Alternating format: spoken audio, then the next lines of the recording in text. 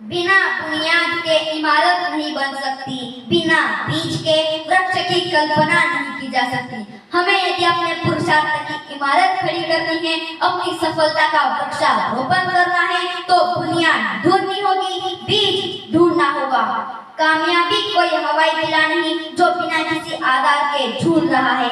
ये transfer of energy है, वो बिजली का करंट है जिसे किसी न किसी वॉल सॉकेट की जरूरत लगती है। तार हवा में लहराने से बिजली नहीं आ जाती, किसी इलेक्ट्रिक सोर्स से जुड़ के ही वो जीवित होता है, जीवंत होता है। मैं और आप सिर्फ एक तांबे का तार है जो रत्ती में बिक जाएगा अगर हमने अपना करंट नहीं ढूंढ लिया तो। नमस्कार, मैं हूँ अकुल भेंडे और मैंने जीवन भर ये करंट अपने महापुरुषों से उधार लिया है। आपके लिए भी मेरा यही परामर्श है, अपने बड़ों से सीखे, भारत और विश्व की महान विभूतियों से सीखे। आज हम बाबा साहेब अम्बेडकर के बारे में सीखेंगे। भविष्य जन्म से नहीं कर्म से तय होता है। बाबा साहेब का जन्म महार जाति में हुआ था जिसे अशुभ माना जाता था। उनके साथ जातिगत दुर्व्यवहार के अनगिनत कथाएं प्रचलित है, आपने भी सुनी होगी। लेकिन पहले मैं ये बताना जरूरी समझता हूँ कि दलित और वंचितों के साथ छुआछूत या भेदभाव कोई सनातन परंपरा नहीं है। ये कुरीति भारत पर हुए विदेशी आक्रमणों की देन है और डिवाइड एंड रूल पॉलिसी का नतीजा है। हमने अनादिकाल से किसी को छोटा या बड़ा नहीं माना। श्रीमद् भगवद गीता में भगवान कृष्ण अर्जुन से कहते हैं, चतुर्वर्ण्य मया सृष्टम गुण कर्म विभागशः। हे अर्जुन, मेरी ये सृष्टि 4 वर्णों में बटी हुई है और इस बंटवारे का आधार है गुण और कर्म, जन्म नहीं। जन्म से छोटा या बड़ा होना पश्चिम की परंपरा है, पूर्व में ऐसा नहीं होता। हम तो मानते आए हैं कि जात ना पूछो साधु की, पूछ लीजिए ज्ञान, मोल करो तलवार का, बड़ी रहन दो ज्ञान। और ये दोहा लिखने वाले भी कौन थे? एक दलित जुलाहो जिनको हमने संत कबीर जी के श्रद्धा के शिखर पर बिठा दिया। संत रैदास कौन थे? दलित। संत नामदेव दलित। और पीछे लौटते हैं रामायण काल में भगवान राम की राजसभा में उच्च आसन किसे मिलता था? निषाद राज को, दलित थे। श्री राम ने झूठे वेद किसके खाए? शबरी के, वो भी दलित। राम ने हाथ किसके आगे जोड़े? केवट के, वो भी दलित। और ये पूरी कथा लिखने वाले महर्षि वाल्मीकि, वो भी तो दलित ही थे। उस समय वन व्यवस्था आज की जैसी नहीं थी, लेकिन इन सभी की गिनती दलितों में ही हुआ करती थी। हमारी श्रद्धा और विनम्रता की पराकाष्ठा यह है कि हम सुबह बिस्तर से उठते हैं तो धरती पर पाँव रखने से पहले धरती से भी क्षमा मांगते हैं।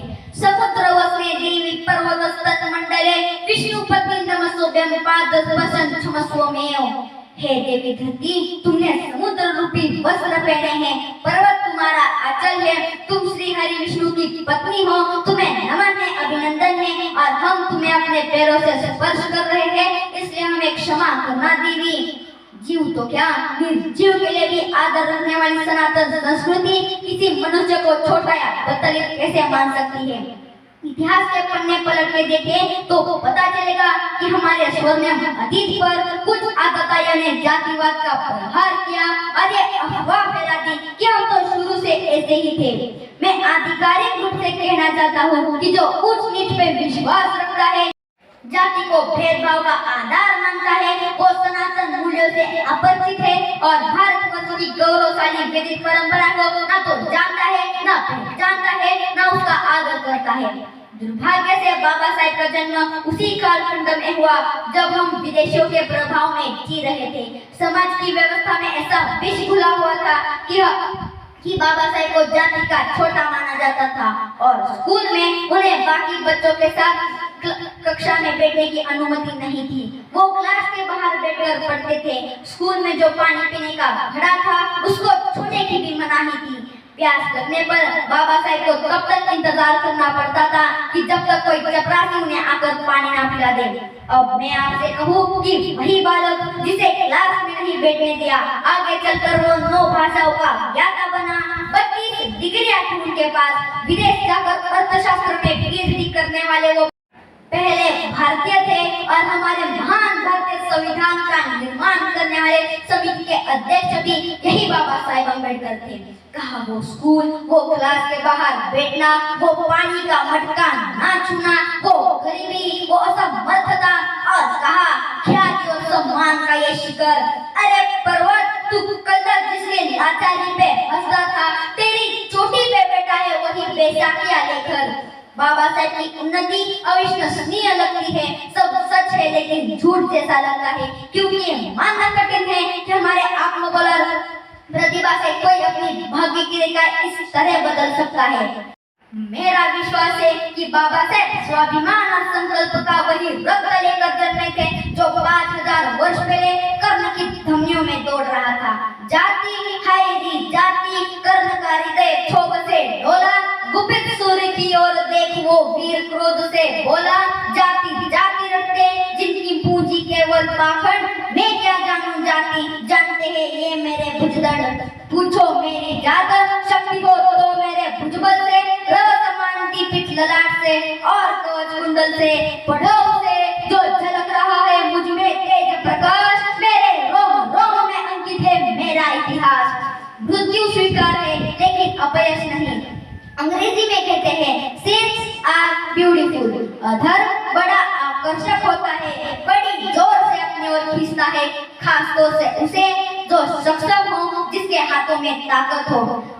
लेकिन मानता की पहली शर्त यही है कि हम अधर्म से बचकर चले, और अपने कर्तव्य से छल करना, इससे बड़ा अधर्म और क्या हो सकता है। बात आजादी से पहले की है। 1943 में बाबा साहेब वायसराय काउंसिल में शामिल किए गए और उन्हें लेबर मिनिस्टर बना दिया गया। श्रम मंत्री PWD यानी पब्लिक वर्क डिपार्टमेंट भी बाबा साहेब के हाथों में था। उस जमाने में भी PWD का बजट करोड़ों में हुआ करता था। देश के बड़े बड़े कॉन्ट्रैक्टर PWD के कॉन्ट्रैक्ट लेने के लिए लाइन में खड़े रहते थे। कॉन्ट्रैक्ट किसे मिलेंगे ये फैसला भी बाबा साहेब के हाथों में था, उनकी कलम में था। बाबा साहेब के बेटे थे यशवंत राव। एक दिन दिल्ली के कॉन्ट्रैक्टर ने यशवंत राव से संपर्क किया और कहा अपने पिताजी से कि मेरा कॉन्ट्रैक्ट पास करवा दीजिए, कमीशन के तौर पे मैं अपनी फर्म में आधा हिस्सा देने को तैयार हूँ। आधा हिस्सा मतलब उस जमाने के भी कई करोड़। यशवंतराव स्वभाव से काफी सीधे साधे थे।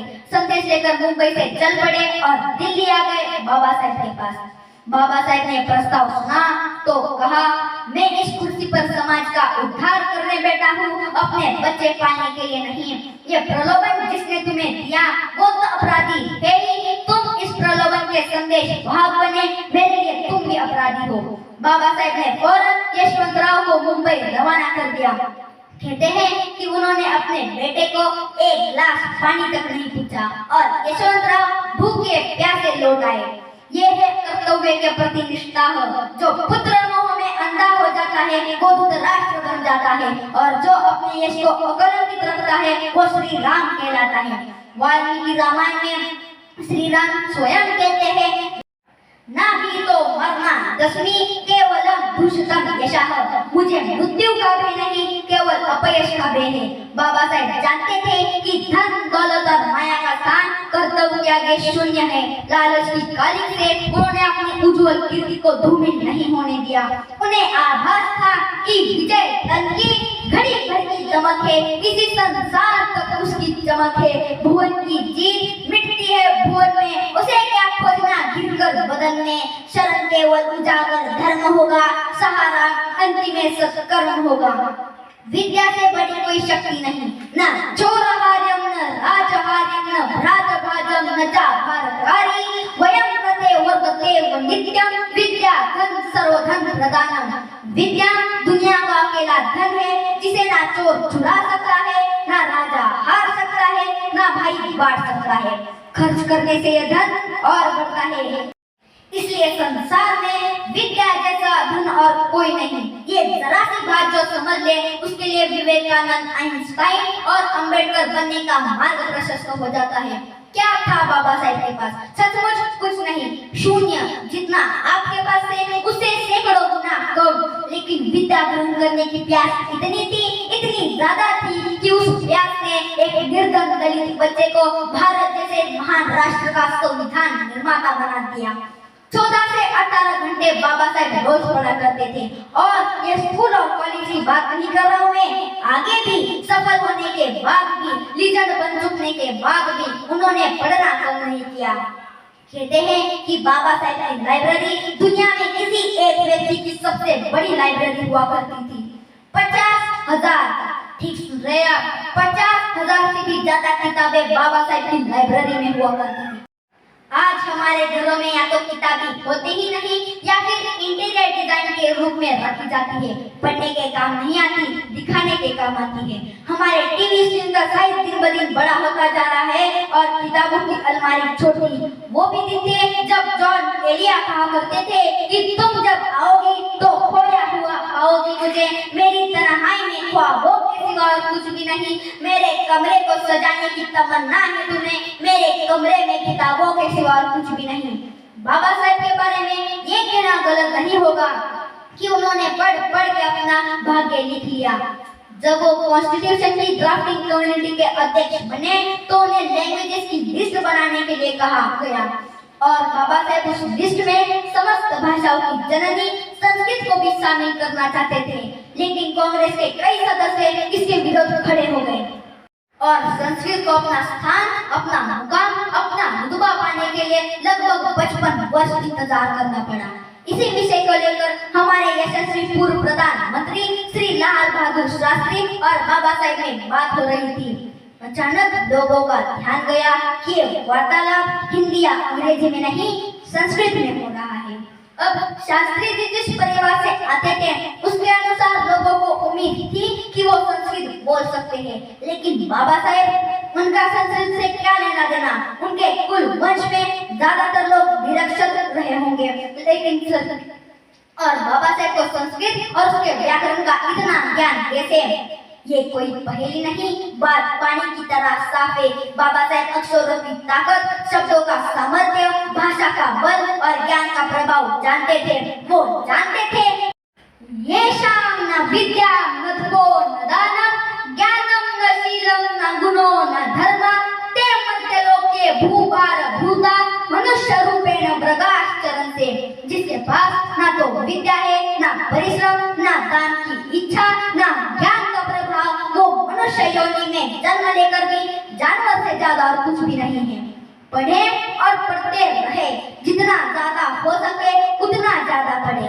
मैं व्यक्तिगत मनोभाव से कह रहा हूँ, अगर आप किताबों के साथ समय बिताते हैं तो आपका समय बदलते हुए देर नहीं लगेगी। ये थे कुछ बात जो हमने बाबा साहेब के महिमामयी जीवन से सीखे। मुझे विश्वास है कि आप भी बाबा साहेब से सीखकर ऊंच नीच और भेदभाव की भावना अगर है तो त्याग देंगे, कर्तव्य मार्ग पर चलेंगे और कभी अपनी कीर्ति को कलंकित नहीं होने देंगे। और हाँ, रोज कम से कम 20 पन्ने जरूर पढ़ेंगे। दिन कितना भी व्यस्त रहा हो, सोने से पहले पढ़ने का नियम कभी ना भूलें। स्वामी विवेकानंद की बात याद रखना कि तुम बस विचारों की बाढ़ ला दो, बाकी प्रकृति स्वयं संभालेगी। आपने मुझे बड़े धैर्य से सुना, इसके लिए आपका आभार।